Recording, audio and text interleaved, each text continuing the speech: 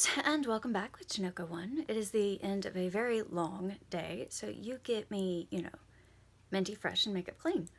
And I'm recording this on my phone, so I do not actually know how well in frame I am because I can't see it.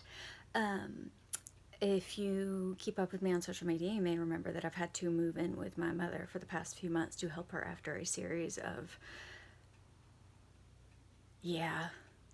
mobility, hopefully saving surgeries, foot reconstruction, spinal decompression, removing about 6 inches of her colon to keep her from getting cancer, several things like that.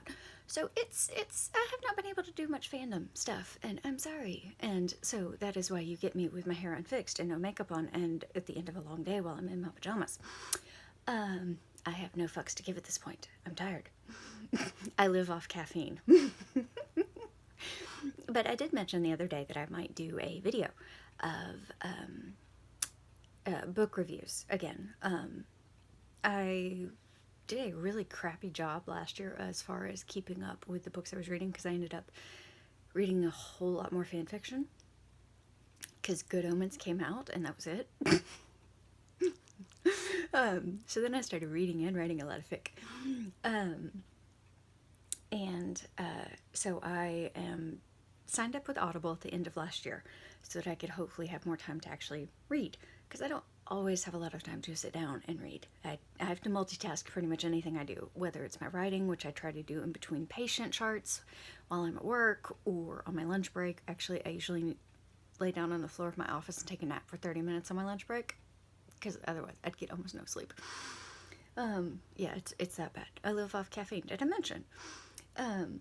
So today's video, we are going to do the first book I finished for this year. It is called Her Name in the Sky.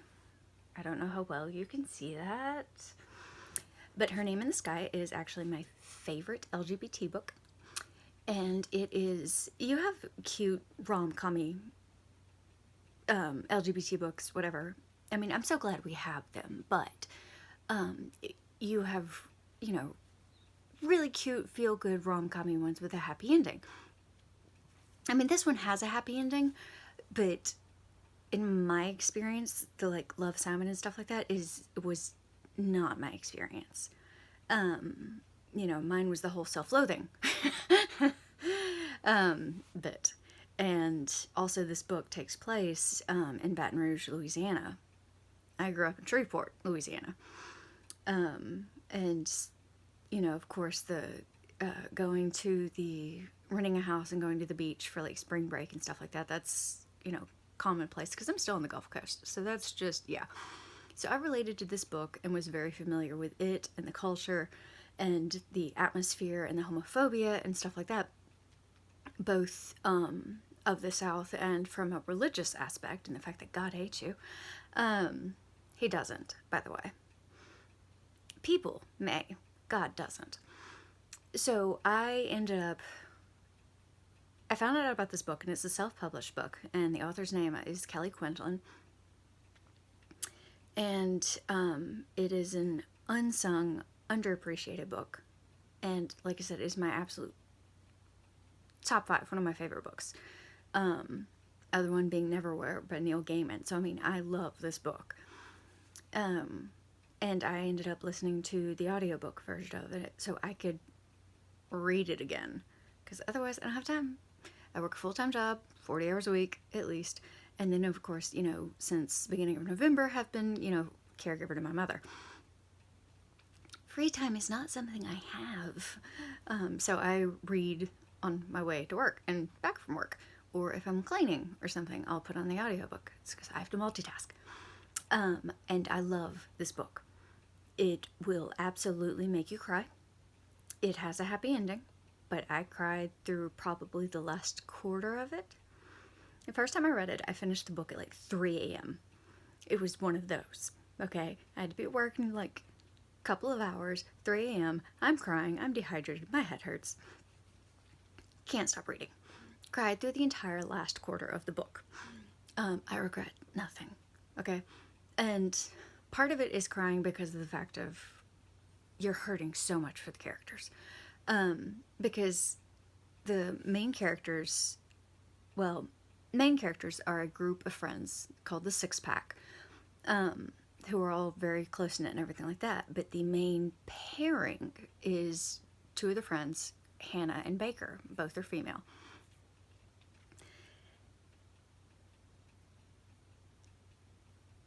And a lot of things are the problem as far as them not being able to be together or admit their feelings or just all of it. And so, which case, because of there's so much homophobia ingrained into them, both by society and church, there's a lot of self-loathing. Much more on Baker's part than Hannah's. So that, like, characters end up hating themselves and ultimately hurting each other. And then, you know, because they're hurting people hurt others, so they end up lashing out at those around them because they don't have a support group. They don't have anybody to support them, you know, and all they're doing is they're in more and more pain. And it's so good. Oh my God, I loved it. I loved it the second time. Like, I've listened to the audiobook version of it, and it's fantastic. Oh God, all of my feelings for this book. I love this book so much. Actually, for Christmas, I bought two of my best friends and a new friend. One of the gifts I bought for all of them was this book. Because I love it a lot. Like, I cannot recommend it enough. And because it's self-pub, it doesn't get a lot of attention. Certainly not the attention it deserves. And the author, Kelly Quinlan, actually has a new book that's getting published, you know, traditional publishing, that's coming out this year, called Late to the Party. I am so fucking excited for that. It's coming out in April. I plan to drive all the way to Atlanta so that I can get a copy and get her to sign it, but also to get her to sign my copy of Her Name in the Sky. Because, like I said, we've got these great LGBT books coming out now, and I'm so happy about it, right? But this is the only one I have found that I relate to, or that was anywhere remotely near my experience. Granted, I didn't get the happy ending. I'll never get the happy ending. I'll always be in the closet.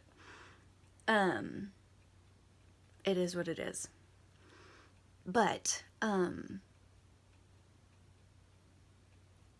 liked that we got the actual, the story itself is it was much more my experience than, say, like, Love, Simon, which is an adorable movie, and I love it, and you need to go watch it, and it's a Christmas movie, I don't care what anybody says. But that was another movie I cried so much for a completely different reason. But then you've got, like, you know, The Gentleman's Guide to Vice and Virtue, and you've got, oh God, if you ask me to list anything off the top of my head, I will immediately not even know my own name. Anyways, other books. There's other books that are popular. Oh, Red, White, and Royal Blue, which is another book I'll be reviewing probably soon. Also probably on my phone. Get used to this face. So the you know, you've got all these ones coming out that are really great, and, you know, I'm so happy we're actually getting published. Like, I don't know how young some of you are, but I remember book burnings. Okay? I remember schools, you know, banning books, and doing book burnings.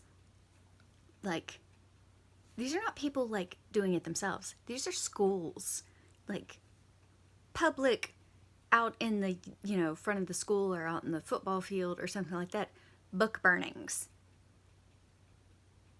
Yeah, imagine what happened if there was an LGBT book. Not even a main character. If there was just, like, a single queer character in the book, they would burn the book.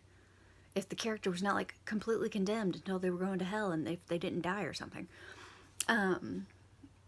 You know, that's just, I remember Ellen, okay? So getting it just still to this day blows my mind that we actually have books that are published. And you can buy them. We're the main characters. Like, what the fuck? I'm sorry, what? No, no. Mm-mm. Mm-mm. No. But yes, actually, it's weird. My brain still can't quite wrap around that. It's weird. It it sounds fake. I have several, but it still sounds fake. So we've got these ones that are cute and everything like that, but I can't relate to them. Because of the fact of, okay, that is not remotely my experience. It's adorable. I love it. It's so much fun. It's a happy, feel-good thing. But that is not my experience. So Her Name in the Sky really just ripped out my heart and kicked it across the room and stomped on it for good measure. Because of the fact of, no, I felt all these feelings. I went through this. I went through this for years. And, you know, basically I had a best friend who loved me until I learned how to love myself. For years until I got past it. And so, first book of the year that I did and finished and that I will recommend to you is called Her Name in the Sky by Kelly Quinlan. It is so good. Both the book and the audiobook version are fantastic. Fucking love them. Seriously. Forever read. Like, if I can only have 5 books for the rest of my life, this is going to be one of them. The other one will probably be Neverwhere by Neil Gaiman. I'll have to think about the last 3.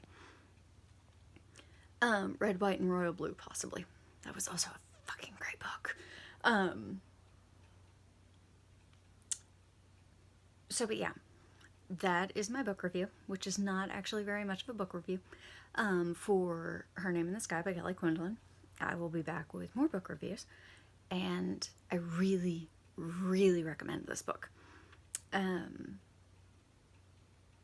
So yeah, if you do end up reading it or listening to it, let me know what you think. Bye!